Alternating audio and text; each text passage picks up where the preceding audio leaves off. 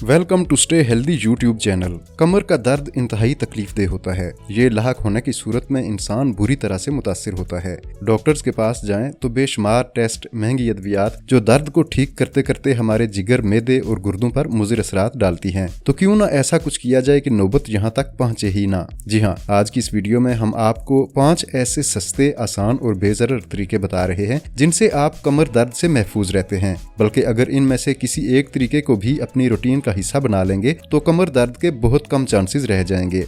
ये वीडियो जबरदस्त मालूमात पर मबनी है, इसलिए इसे आखिर तक देखें। और अगर आप हमारे चैनल पर नए हैं तो चैनल सब्सक्राइब करके साथ लगा बेल आइकन भी दबा दें ताकि मुस्तकबिल में भी ऐसी मालूमाती वीडियोस आप तक मुसलसल पहुंचती रहें। अब आते हैं कमर दर्द के इलाज के तरीकों की तरफ। नंबर 1, हर रोज सोने से कबल 1 गिलास नीम गर्म दूध में चुटकी भर हल्दी और थोड़ा सा शहद मिलाकर पीना अपना मामूल बना लें।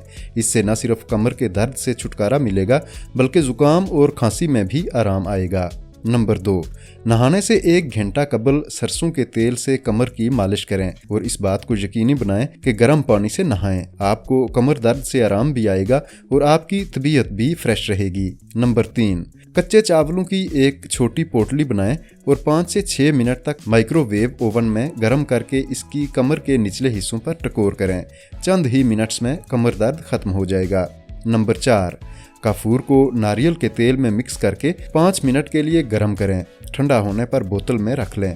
हफ्ते में 2 मरतबा सोने से कबल कमर पर इसकी हल्के हाथों से मालिश करें। इससे कमर के दर्द में अफाका होगा। नंबर 5, सोने से कबल नीम गर्म पानी में सफेदे के तेल के चंद कतरे डालकर इससे गुस्ल करें। इससे न सिर्फ कमर के दर्द में अफाका होगा बल्कि जिस्म के दीगर हिस्सों में भी दर्द नहीं रहेगा और आपको पुरसकून नींद आएगी। इस वीडियो में हम आपको सागोदाना के इस्तेमाल से हासिल होने वाले इंतहाई शानदार फायदों के बारे में बता रहे हैं। ये वीडियो भी बहुत अहम मालूमात पर मबनी है, इसलिए कुछ वक्त निकाल कर इसे भी जरूर देखिए। आज के लिए इतना ही। वीडियो पसंद आई है तो चैनल सब्सक्राइब, वीडियो लाइक और शेयर कर दीजिए और कमेंट करके अपनी राय का इजहार जरूर कीजिए।